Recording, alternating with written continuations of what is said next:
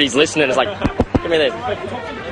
Yes, well, yeah, I think it should be more of a personal expression rather than a conformed sort of style.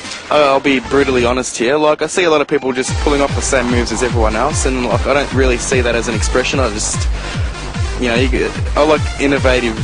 I like people being innovative. You know, like producers being innovative with what they write. Pushing boundaries is really good. You know, like, and I suppose people just dancing like everyone else isn't so good. You know, the shuffle's good as long as it's not just the same old moves as everyone else is doing. The encouragement's really done on the dance floor because it doesn't really matter if you know someone. Just looking at someone, big thumbs up or fucking oath, bro, really shows, you know. I see someone that I think that they're dancing awesome, I'll go dance next and they're like, fucking, you're going off, man, that's all good. People love getting complimented on how they dance, and yeah, it just makes you feel good about yourself, and you want to dance more. And it's not one particular dance you have to do, everyone does their own thing. It's a freedom of expression for people who don't get to go out and play their music through DJing or put on their parties through promotion, so it's definitely something that I think we're going to see continue and become even stronger in the Melbourne club scene. Oh, I love dancing. You really express who you are and how you feel through dancing, and that's the fantastic thing. And Melbourne Shuffle, we're unique, and it's great. Everyone's in their lines, we're not interrupted, and it just looks fantastic from no matter which way you're standing.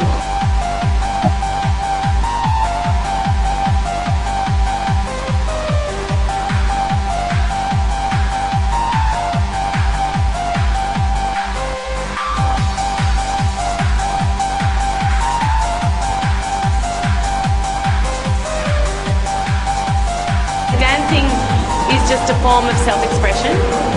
I love to dance. I'm lucky I'm coordinated, but I'm not the kind of person to sit back and look at someone who might just be going like this and going, you can't dance, because when you're out there on the floor, in your zone, listening to the music, it's not about anyone else anyway.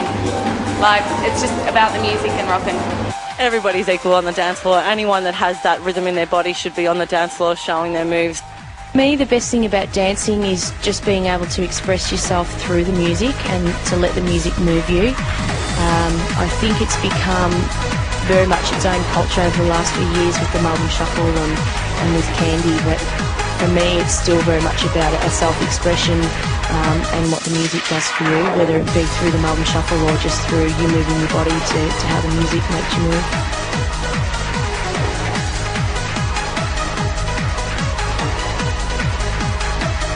I reckon it's more an expression of the music, the way it can move somebody, the way the body interprets these sounds into movements.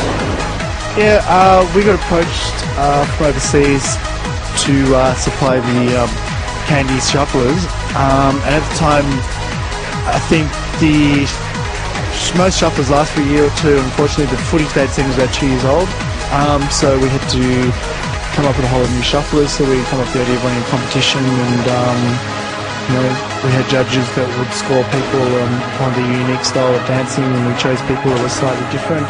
I think we didn't actually have any idea how big the shuffle was in Asia until we got over there, and Scott came back with lots of feedback and they were just all blown away, and it was a big eye-opener for the shufflers as well, because they had their own stage and they were all dancing and they were as big as any of the DJs who were over there, and some of the DJs there were in the top 25 in the world, so I think it was really humbling for our shufflers to realise how big they actually are, and they were there just dancing and they were part of the main act. When some of the DJs were on stage, the crowd were actually facing the shufflers and turned around and they were looking at them.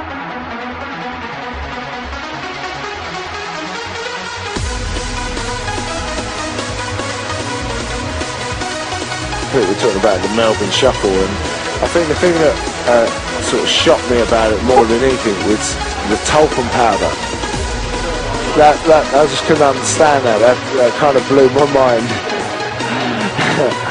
But you know, it's taken me a year to adjust and whatever. But I've kind of learned this: the Melbourne Shuffle isn't just about the talcum powder. There are actually some moves there. You walk into a nightclub, and usually the smell of stale beer and cigarettes and all that kind of stuff wakes you up and you go, oh yeah, I'm at home now, I know where I am. But you walk into clubs in Melbourne and you go, baby. Johnson. And what the fuck is going on now? Where the hell are we? What are we supposed to be doing? And so it's all a little bit strange. Dancing on a sticky floor, oh god. Very aggravating because, you know, you go to do a side shuffle or something and you get halfway and you fall over.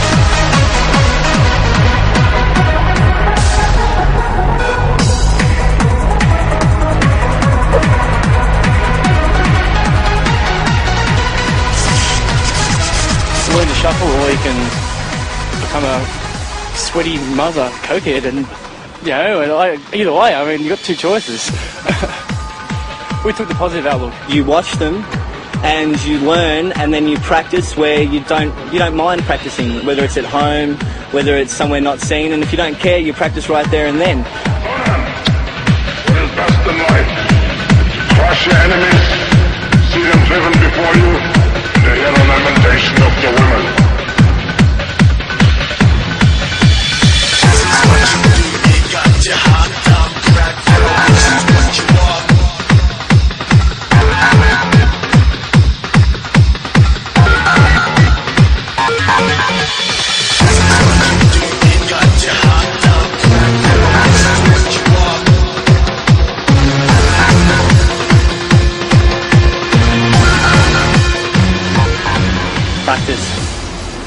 Practice. That's what I did. When I first started going out, I was crap. And yeah, I know, but still, the more you practice, the better you get, the more confidence you get, and you're not afraid of doing it in the big crowd. It's true. And everyone helps each other, and that way everyone gets better together, and before you know it, some young little kid rips something out that's 3 times better than you, and he makes you go and practice 3 times as hard.